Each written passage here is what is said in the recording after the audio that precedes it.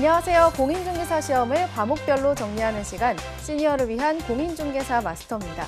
우리나라에서 이 재테크 1순위가 바로 부동산이라고 합니다. 요즘은요, 이 재테크를 준비하는 분들이 공인중개사 시험 공부를 하는 분들이 상당히 많아졌다고 하는데요. 공인중개사 시험 공부를 하게 되면 우리 생활과 밀접한 상식이 많아서 이 재테크에도 도움이 굉장히 많이 된다고 합니다. 저희 프로그램과 함께 하시면서요, 이 재테크도 성공하시고 또 합격의 단열매도 얻어가시면 좋겠습니다. 자, 그러면 오늘 이상기 교수님의 강의 청해 듣도록 할까요? 박수로 맞아주세요.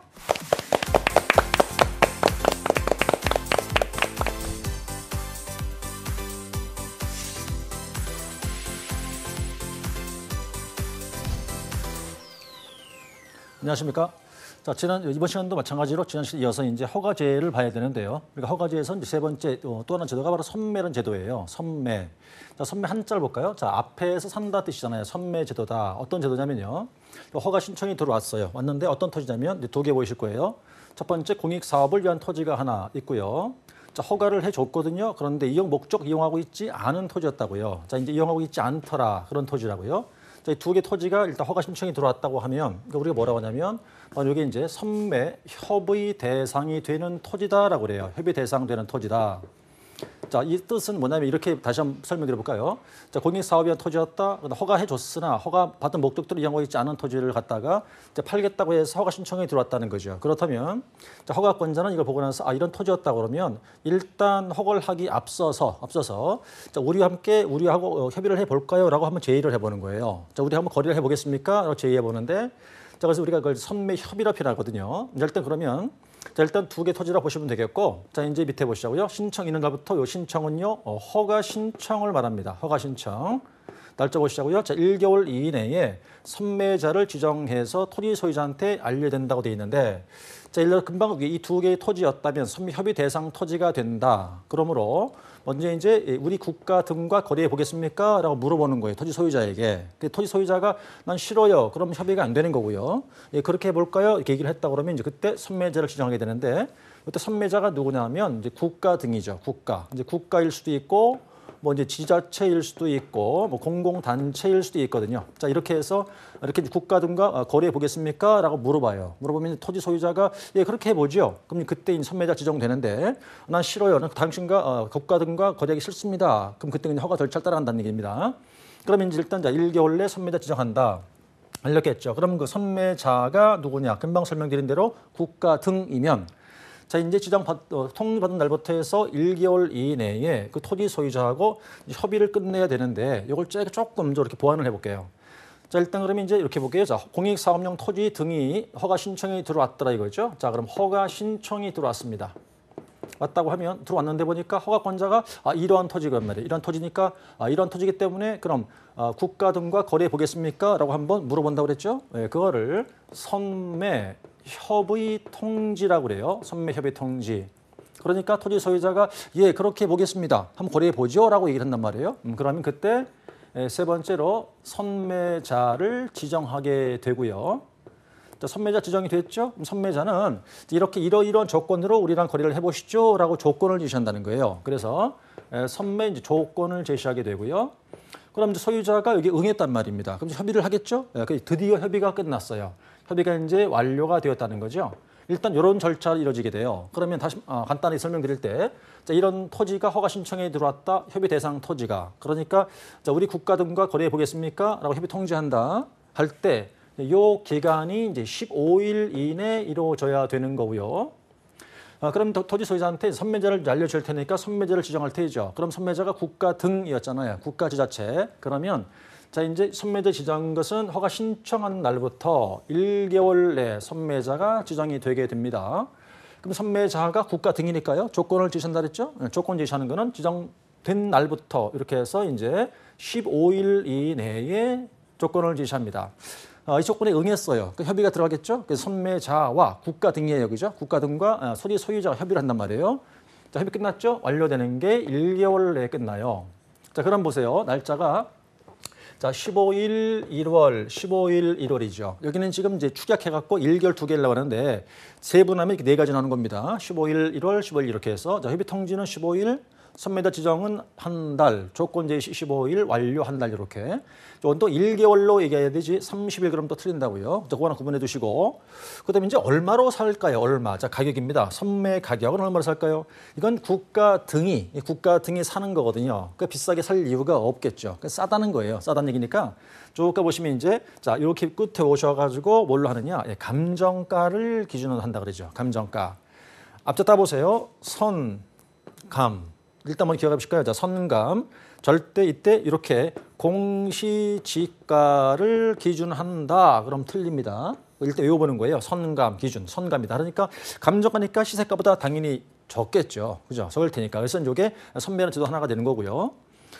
자, 그다음에 이제 물론 밑에 보시면 자, 그렇긴 한데 자, 허가 신청 당시에 신청서에 적힌 가격이 있을 거예요. 그 적힌 가격이 오히려 감정가보다 더 낮다 이거죠. 낮을 때는 오히려 그 낮은 가격을 한다는 뜻이에요. 싸게 사겠다는 얘기죠. 그러니까. 두 번째 이제 아홉 번째가 이제 매수 청구라는 게 있는데요. 이것도 이제 허가나 불허가 처분할 때 이제 불허가 처분을 받잖아요. 우리가 이제 불허가 처분에 불복할 수 있는데 아까 말씀드렸던 거는 지난 시간에 그러니까 이제 이의 신청이었어요. 자, 이의 신청을 할 수 있었거든요. 그럼 불허가니까 이의가 있으니까 이의 신청인데 이 신청이란 거는 이제 불허가 처분 받은 날부터 1개월 내에 했었거든요. 그건 당연히 이제 시군구겠죠. 근데 한 가지가 또 있어요. 자, 제가 토지 소유자인데 허가를 안 해준 거예요. 불만이 있죠. 그래서 저는 어떻게 하냐면 제가 이제 서울시라든가 시군구에 가서 자, 당신들이 내 땅을 사주세요라고 요구하는 거예요. 즉 시군구청장이 사주세요라고 요구하는 게 뭐라고 하느냐? 바로 매수 청구한다고 하죠. 그러니까 자, 이제 불허가 처분된 겁니다. 이유는 불허 처분됐다 하자 그럼 통지 받은 날부터 해서 똑같으래요. 자, 1개월 이내에 종로구청장한테 가서 내 땅을 사주세요라고 요구한단 말이죠. 사주세요. 그러면 자, 이의 신청도 얼마였습니까? 1개월. 그렇죠. 매수 청구도 역시 1개월이니까 결국은요, 이 불허가 처분에 불복하는 제도인데 불허가 처분에 불복하는 절차에 있어서 기한은 둘 다 1월 내에 이루어지게 되죠. 그렇죠. 이의 신청도 1개월이고 자, 매수 청구 1개월이니까 그럼 매수 청구 사게 내 걸 사주세요. 매수해 주세요라고 청구한다는 얘기인데 그럼 이 청구가 들어왔다고 해서 이 시군구청장은 반드시 매수를 해야 되느냐? 그건 아니에요. 뭐 할 수도 있고 안 할 수도 있죠, 그거야. 일단 그러면 이렇게 해서 산다고 걸으면 이제 이렇게 되겠죠. 그럼 사자 할 때 누가 살 것인가? 당연히 이제 국가 등이죠. 국가 등이니까 뭐 국가 어찌됐든 공공단체일 거라고요. 매수하는 자는요. 그럼 이제 보니까 가격이 나와요. 가격인데 바로 이 공시지가를 기준한다는 거예요. 공시지가. 기준해서 매수케 한다. 그런데 허가 신청서 적힌 가격이 물론 있을 거 아니겠어요? 그러니까 신청할 때 신청서에 적힌 가격이 더 낮다. 뭐보다요? 공시가보다. 그럴 때 그때는 낮은 가격 한다는 얘기거든요. 좀 전에 자, 일서에 제가 선매 제도 설명드리면서 선매 가격은 무슨 가격 기준이요? 감정 가격 기준 그랬잖아요. 공시가 안 된다 그랬거든요. 선감. 그렇죠. 근데 자, 매수 청구는 뭐예요? 매수 청구란 것은 여기 보시면 자, 매수 가격은 뭘 기준한다고요? 공시지가를 기준한다고요.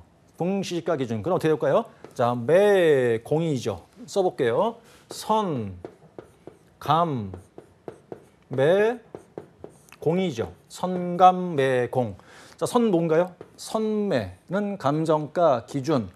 매수 청구는요. 공시가 기준. 그거 암기하시는 거예요. 선감, 매공 이렇게. 바뀌면 안 되죠. 그죠? 그러니까 이때도 마찬가지입니다. 이때도 공시가라고 해야 되지 감정가를 기준한다 이러면 틀리게 되겠죠. 그 정도 주의하실 게 있고요. 그래서 이제 이거를 이렇게 선감, 매공. 발음이 괜찮죠? 선감, 매공 암기를 하면 좋겠습니다. 그다음에 자, 토지 이용제 기간이 나오는데요. 자, 토지를 허가 받았답니다. 그럼 이제 이용을 해야 할 거 아니에요. 자, 이용해라. 이용 의무 나오죠, 이제.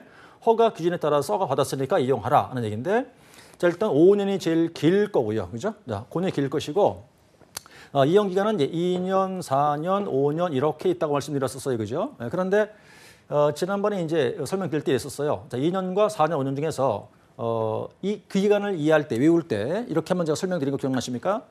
세 개의 사업이 있었거든요. 세 가지 사업. 자, 공익 사업, 그다음 지역 발전을 위한 사업, 지정 당시 사업. 그래서 제가 자, 사업용으로 토지를 취득하겠다 할 때 사업용이 이게 사안이에요. 그래서 의무 기간 몇 년이요? 예, 4년. 이게 기억나시죠? 그죠? 이렇게 외우시는 거였고. 그다음에 이제 이게 일상생활, 통상적 경제활동에서 현상 보존용으로 취득하겠다. 허가해 주지요. 그다음 임대사업용 취득한다 허가해 줬잖아요. 그때 자, 임대사업용, 현상 보존용 총 5글자. 그러니까 5글자니까 당연히 그게 이용 무기간은 5년 이렇게 했거든요. 자, 이제 이 기간 동안 이용하라는 거예요. 그럼 최고 긴 게 얼마겠어요? 5년이 제일 길겠죠. 자, 근데 이용 하나하나 조사한답니다, 이제. 이용하고 있나 안 하고 있나 조사해 보는 거예요. 어떻게 해요? 매년 1회 이상 조사한다고요, 이제. 자, 실제 이용하고 있냐 안 하고 있냐 조사한다는 뜻이에요. 이용 실태에 대한 조사. 자, 근데 이행 안 하고 있어요. 이행 목적대로. 그때 이제 어떻게 하느냐? 이행하라고 명령을 내립니다. 그거를 이행 명령이라고 그래요. 근데 이제 이 명령인데 이때 이행 기간을 주거든요. 이때 이행 기간은요, 3개월의 이행 기간을 준다고요. 이행을 하라. 근데 3개월 지나도록 또 이행을 안 하고 있어요. 그럼 이행을 지체한다, 안 한다 얘기잖아요. 그때 이행 안 한다. 그럴 때 부과하는 게 바로 이행 강제금을 부과합니다. 이행 강제금. 자, 이제 하나 정리를 해보세요. 이게 이용 상태를 조사했어요. 이용하고 있지 않다고 해서 곧바로 이행 강제금 부과한다. 아니라고요. 아니라고요. 이용하고 있지 않으면 실태를 조사해서 이행하고 있지 않으면 먼저 하는 게 뭐라고요? 이행 명령을 하고 이마저 이행하지 않았을 때 이행 강제금이에요. 주의하셔야겠어요. 그죠? 자, 이행 실태 조사한 결과 이용 목적 이용하고 있지 아니한다면 허가권자는 이행 강제금을 부과한다. 이렇게 나오면 그건 틀린 문장이란 말입니다. 그러니까 주의할 점은 먼저 하는 게 뭐다? 이행 명령. 이행 명령을 받고도 이행하지 않고 있다. 그때 부과하는 게 이행 강제금. 그게 구분하셔야 되겠죠? 얼마를 부과할까요? 자, 전체로 본다면 취득가액의 100분의 10 이내입니다. 100분의 10, 10%겠죠? 10% 범위 내에서 이제 부과하게 되는데요. 이때 범위라는 걸 넷은 10% 내란 뜻이잖아요. 자, 그때 이제 문제는 쭉 가보시면, 그럼 이걸 얼마에 한 번씩 부과할까 할 때, 자, 이행은 것을 밑에 보니까 1년에 한 번씩이에요. 1년에 한 번씩. 언제까지요? 이행될 때까지예요. 이행될 때까지. 이행될 때까지 계속 부과하겠다는 얘기예요. 그럼 이행될 때까지니까 가장 길면 얼마겠습니까? 5년이 제일 길겠죠? 그 5년 이내에서 매년 부과한다는 거예요. 이행될 때까지 한다는 얘기고요. 그 다음에 물론 이용 의무 기간 지났다? 그럴 때는 이제 더 이상 부과할 수 없는 것인데, 자, 이제 금액을 볼까요? 이건 이제 암기하셔야 됩니다만, 방금 전에 제가 뭐라 그랬냐면요. 이행 강제금은 전체 부동산 가액의 10% 내에서 부과한다 이랬어요. 그죠? 그럼 이걸 이제 구체화해 보자는 거예요. 구체화해 보자. 나눴습니다. 나눠보니까 저기 보세요. 이용하고 있지 않고 그냥 방치하고 있대요. 두 번째는요. 누굴 빌려주었답니다. 본인이 이용하지 않고. 첫 번째는요. 변경, 바꿔서 이용하고 있다네요. 또 이렇게. 그 다음에 이렇게 보니까 자, 그럼 방치, 임대, 변경이고요. 그 다음 이거 왜이죠. 자, 그 위니까 자, 기타 이렇게 보세요. 어감이 약간 어색할지 모르겠는데 방치, 임대, 변경, 기타죠. 앞절 따보세요. 방, 임, 변기네요. 자, 그럼 얼마 부과할까 볼까요? 그냥 방치하고 있더라. 그러면 이제 여기 쭉 가보시면 10%예요. 주의하실 점. 이때 이내라는 표현을 쓰시면 안 돼요. 안 돼요. 10%를 부과한다. 그다음 임대 몇 프로입니까? 7%를 부과한다. 변경은요 5%를 부과한다. 기타는요 7%거든요. 그럼 전체로 따지면 10% 이내라고 하는 거지만 이렇게 구체화해서 세분화했을 때는 내자 쓰는 게 아니란 말이에요. 그러니까 자, 방임 변기에서 1757 이거 암기하셔야 합니다. 예, 외우시는 거예요. 자, 암기하시는 건다 이거. 자, 해서 네 가지니까 방치 10, 임대 7, 변경 5, 기타 7%를 부과하겠다라는 것이고, 그다음에 뭐 중지할 때도 있고 이제 불복도 할 수 있는데, 자, 이행 강제금에다 불복할 수 있어요. 불복할 수 있다. 이때도 뭐 할 수 있냐면 말을 줄일까요? 이의신청할 수가 있죠. 그런데 이제 우리가 허가 신청을 했을 때 불허가 처분을 합니다. 그때 불복 절차가 두 가지죠. 두 가지. 그죠? 하나가 뭐였어요? 이의신청, 또 하나가 매수 청구였거든요. 근데 둘 다 1개월 내였어요. 그죠? 1개월 내인데 요거는 지금 이행 강제금에 대한 불복이거든요. 요거는 1개월 그러시면 안 돼요. 요거는 30일 이내에 할 수가 있어요. 구분하셔야 합니다. 우리가 이제 이의신청은 두 가지라고 보셔야 되는 거예요. 자, 불허가 처분에 이의신청한다. 그건 1개월 내. 1개월과 30일은 다른 거예요. 전혀. 네, 다릅니다. 그죠? 이행 강제금 불복은 30일이고. 이건 이제 그래서 불복까지 정리하시면 되겠고요. 자, 이제 포상금이라는 뜻은요. 이제 지금 보신 거는 공인중개사법이 아니잖아요. 그죠? 우리가 지금 하고 있는 건 파트 2예요. 부동산 거래 신고 등 관한 법률이니까. 자, 여기도 이런 제도가 있어요. 포상금 제도. 자, 이런 사람들을 알고 있다. 그럼 신고해라. 포상금을 주겠다는 거죠, 또. 자, 신고할 사람 몇 사람 있나 보니까 3사람 있어요. 이렇게. 첫 번째 신고 대상 보세요. 신고 대상에서는 부동산 실거래가를 중요한 표현 나오네요. 거짓으로 신고한 자입니다. 두 번째, 토지 거래 허가 사안에서 허가 등 받지 않고 계약을 했거나, 그렇죠? 자, 허가를 받지 않고 계약을 했다라든가 부정 허가를 받았다. 이 두 사람. 또 한 사람은요. 방금 우리 정리했네요. 자, 허가했을 때 이용 목적 이용해야 되잖아요. 근데 그 이용 목적으로 이용하고 있지 않아요. 그래서 이제 이거는 이용 목적인데요. 자, 허가받은 목적대로 이용 목적으로 이용하고 있지 아니한 자 세 사람이에요. 그래서 이 세 사람을 알고 있다. 그럼 신고한다. 신고할 때 포상금을 준다는 건데 줄여보세요. 자, 실거래가 거짓 신고한 자, 허가받지 않고 계약한 자, 이용 목적 이행하고 있지 않은 자 셋을 신고할 때 포상금 주겠다. 그럼 이제 이것이 이렇게 보자고요. 그럼 이 행위를 한 본인들 벌칙은 뭐였어요? 벌칙은요. 요 위의 사람은요. 과태료였어요. 그죠? 과태료. 즉 취득가액의 5% 이내의 과태료였었죠. 두 번째, 허가받지 않고 계약한 자는요. 2년 이하 징역, 그다음 취득가액의 100분의 30에 해당하는 금액 이하 벌금, 그다음 이용 목적이 아는 사람은요. 이행 강제금이에요. 자, 이제 그렇게 되는 건데 일단 세 사람이 신고 대상이고요. 그다음 이제 뭐 당연히 이제 지급 비용이 이제 재원으로 충당한다는 것이겠죠. 그러면 자, 신고 포상금을 보시니까 자, 허가 관청에서는 다음 사항에 해당하는 경우 포상금을 지급한다고 되어 있어요. 자, 근데 이제 문제는 두 가지 보실 때 여기서 나오는 것이 내용을 봐야 되는 게 보세요, 지금. 자, 첫 번째, 신고 관청이 적발하기 전에 신고를 해야 되고요. 그다음에 이제 뭐 이제 쭉 가보니까 입증할 자료가 있는 자료를 제출한 경우로서 그 신고 사건에 대해서 과태료가 됐다. 지금 번호가 하나, 둘, 세 개잖아요, 그죠? 그러면 방금 전에 신고 대상이 몇 가지였어요? 세 가지였어요. 자, 세 가지. 자, 신고 대상 첫 번째, 실거래가 거짓으로 신고한 자 하나, 허가받지 않고 계약한 자 둘, 이용 목적 이용하고 있지 않은 자 셋이었죠. 그렇다면 자, 방금 봤던 1번이 뭐였냐면 신고 거짓으로 한 것이죠. 자, 그 사안에 대한 내용이고요. 두 번째 거는요. 허가받지 않고 계약한 자에 대한 사항이고, 세 번째 이용 목적 이용하고 있지 않은 자에 대한 사안이라고요. 무슨 뜻이냐면 요거를 지급 요건이라고 하시면 돼요. 지급 요건. 다시 말해서 어떻게 해야 신고한 자한테 포상금을 주는가 문제거든요. 어떻게 줄까? 자, 보세요. 첫 번째 부동산 거래 신고를 거짓으로 했다고 그랬죠. 그때는 신고관청 적발하기 전에 먼저 신고했겠고, 그다음에 이제 중요한 거는요. 그 위반자에게 과태료가 부과되면 이때 지급해줘요. 포상금을. 그러니까 위반자한테 이때 과태료 금액이 금방 설명드렸죠. 취득가액의 5% 이내라고. 그 과태료 부과되면 포상금을 주는 거고요. 두 번째, 자, 요건이 다 다릅니다. 지금 같은 거 아니고요. 허가 관청, 다시 말하면 토지 거래 허가에 대해서 위반했다. 그럴 때는 중요한 게 검사가 공소 제기나 또는 기소 유예를 하면 지급해줘요. 다르죠. 한 번 더 말씀드릴게요. 자, 거래 신고 거짓으로 했다면 어떨 때 지급한다? 해당 위반자한테 과태료를 부과하면, 허가상 위반자한테는 검사가 공소 제기나 기소 유예를 하면, 허가받은 목적 이용하고 있지 않았다. 그 자한테는 뭐 하느냐? 그 자에게 이행 명령이 있으면 지급한다고요.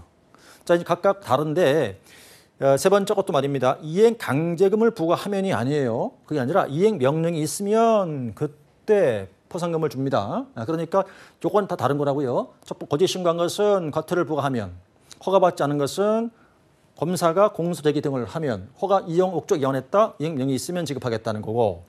그러면 이제 얼마를 주느냐 봐야겠죠? 얼마를 줄까? 자, 금액이 다릅니다. 지금 요 두 개는 같은 금액이고요. 1번만 금액이 틀려요. 밑에 보시죠. 자, 요 일에서 요겁니다. 1의 1이잖아요. 자, 1의 1의 경우는요. 금방 그자한테 과태료를 부과하면 지급한다 그랬죠. 그러니까 그 거짓 신고한 자한테 부과하는 과태료가 얼마요? 취득가액의 5% 이하. 그 얼마인지 모르겠으나 부과됐겠죠. 그럼 부과된 그 과태료 금액의 100분의 20에 해당하는 금액이죠. 예, 오타났군요. 20에. 자, 해당하는 금액으로 하되 최대 한도를 1,000만 원으로 한다 돼 있어요. 이렇게요. 자, 이것이 주의할 점 뭐냐면 이 100분의 20 이내, 100분의 20 이하라는 식표현을 쓰면 안 돼요. 안 되고 100분의 20에 해당하는 금액으로 하는데 최대 한도를 1,000만 원으로 한다. 그럼 반드시 최대 한도 1,000만 원이라는 걸 넣어줘야겠죠. 자, 그게 첫 번째가 되고요. 그러나 나머지 두 개는 같아요. 이제 두 개 묶으시면 그건 건당 50만 원이에요. 다르죠, 금액이. 다를 것이고, 그다음에 이제 연기를 보실 때, 이때 이 경우에 같은 목적을 위해서 취득한 일단의 토지에 대한 신고 또는 고발은 한 건으로 본다는 얘기는 뭐냐? 자, 이해를 이렇게 해보죠. 우리가 지난 시간 설명을 드린 바 있었습니다만 예를 들어볼까요? 자, 상업지역입니다. 상업지역이면 기준 면적이 200제곱미터가 초과되는 경우에 허가 기준이거든요. 그런데 갑이란 자가 있다고 가정해 보시고 세 필지 토지가 있었다. 200제곱미터씩이었다 했을 때 전체 600이잖아요. 그러면 그걸 1년 내에 지금 다 판다 했을 때 200제곱미터를 팔아요. 허가 안 받죠. 근데 이게 허가 그냥 내니까요. 두 번째 필지를 두 번째 200제곱미터 땅을 팔 때 허가 받고 이거 허가 받잖아요. 왜?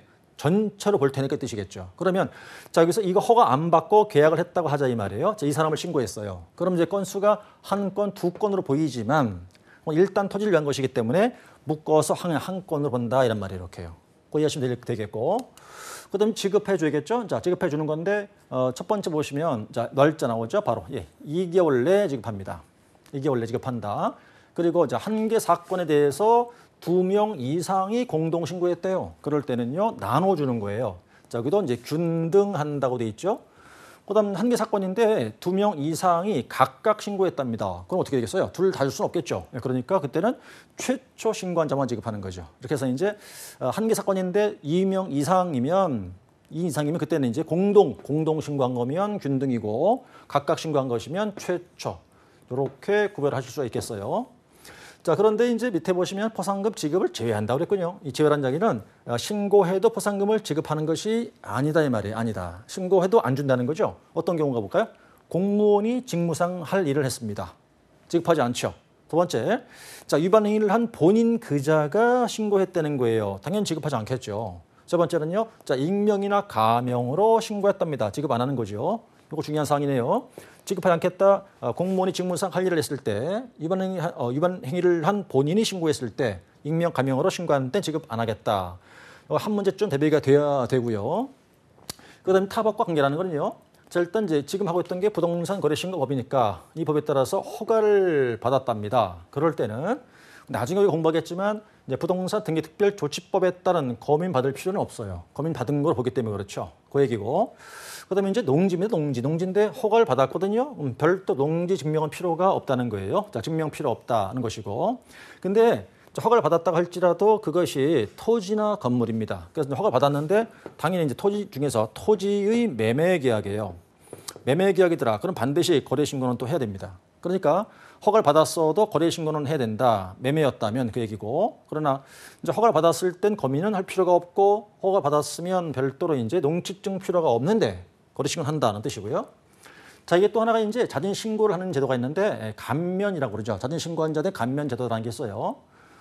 이제 사유를 보니까 여기 보면 지금요. 이제 여러 가지 많이 나 보이는데요.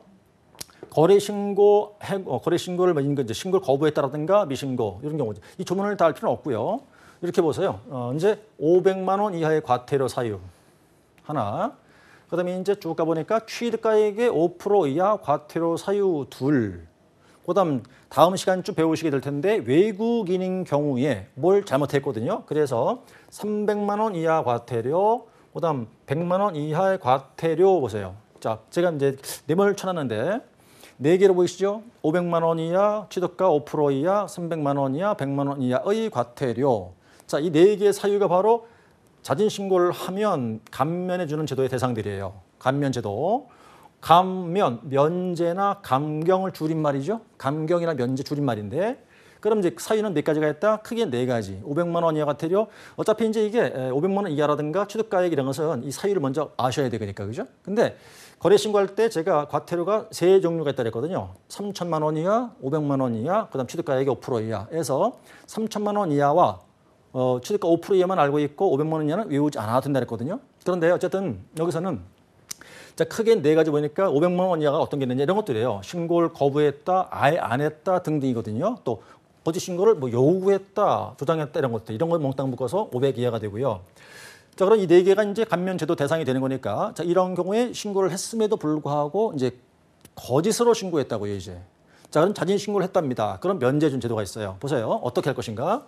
자, 과태료 감경 면제가 되는 기준이 뭐냐 이거죠. 내용 보니까 자, 일단 신고했는데 거짓으로 신고했었다. 그런데 자진 신고했다. 언제? 조사가 시작되기 전에. 누가요? 행정관청에서. 관청에서. 그러면 자, 그자가 다음 요건을 모두 충족했다면 뭐 한다? 과태료를 면제해줘요. 면제. 어떻게 해요? 쭉 보니까요. 자, 이런 내용에서 보시면 이거 사유를 말하고 있는 건데 자, 사유 말하고 있는 건데 자, 일단 대상이 여기 금방 500만 원이라든가 최대가 5% 이하 여기 해당이 돼야 된다. 여기 해당이 돼야 된다는 거고요. 해당이 돼야 된다. 그러니까 이는 이제 신고 대상이 된다는 게 첫 번째고, 그리고 두 번째가 단독으로 최초로 단독 신고해야 되고요. 최초로 단독 자진 신고해야 되는 거고, 그다음 조사 끝날 때까지 성실 협조했을 때의 뜻이에요. 세 가지가 되는 거죠. 그러니까 조사 시작하기 전에 신고했다면 대상에 해당됐을 때 단독으로 신고했다. 그럴 때 성실 협조했다. 그럼 과태료가 면제되는 거고, 그다음에 이제 여기는 조사 시작이 된 후에 자진 신고했을 때 뭐가 되느냐? 그때는 50%를 깎아줘요. 감경이거든요. 그럼 당연히 이제 자 뜻이 뭐냐면 사유유죠. 신고 대상이 됐다고 하고 그다음 단독 신고했을 텐데 내려보니까요. 중요한 게 뭐냐? 증거를 충분히 확보하지 못한 상태에서 협조를 해야 돼 이렇게. 그런 사안이라서 이제 그러면 어쨌든 자 크게 두 가지 나오는 게 조사 시작하기 전에 자진 신고해서 협조해 주면 면제가 되는 거고, 그다음 조사 시작한 후에 자진 신고했을 때는 50%가 감경되는 거죠. 그러니까 두 가지가 조사 시작하기 전이었다면 면제가 되고요. 조사 시작한 후에 자진 신고했을 때 50%를 감경. 이게 중요한 사안이 됩니다. 그다음에 이제 여기서는 자 그런데도 불구하고 이 두 가지 경우일 때는 감면제교가 적용되는 게 아니에요. 뭐냐면 첫 번째죠. 자 일단 자 국세기본법과 지방세법이죠. 그래서 이제 세법 위반 사안이 신고관청 통보됐다. 그럼 안 봐줍니다. 두 번째 것도 자 일단 신고한 날부터 1년 이내 주가 자진 신고를 해갖고 3번 이상 면제받은 전력이 있어요. 이것도 면제 주는 게 아닌 거죠. 자 이렇게 해서 이제 그 면제까지 보셨겠고, 자 이번 시 마치기로 하고 다음 강의 이어서 계속해서 필요한 내용 보겠습니다. 자 다음 강의에서 이어가겠습니다.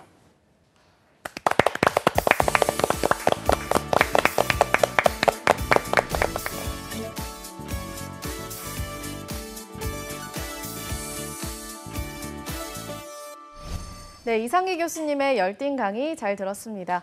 특히 오늘 수업에서는요, 이 선감매공 그리고 방임변기 저는 한 번 들어도 잊혀지질 않는데 마치 사자성어 같기도 하고 참 재미있게 외울 수 있는 방법인 것 같습니다. 오늘 강의에서 놓친 부분이 있거나 다시 보고 싶으신 분들은요, 유튜브나 한국직업방송 홈페이지에서 다시 보실 수 있습니다. 저희 다음 이 시간에 더 알찬 소식으로 찾아올게요. 고맙습니다.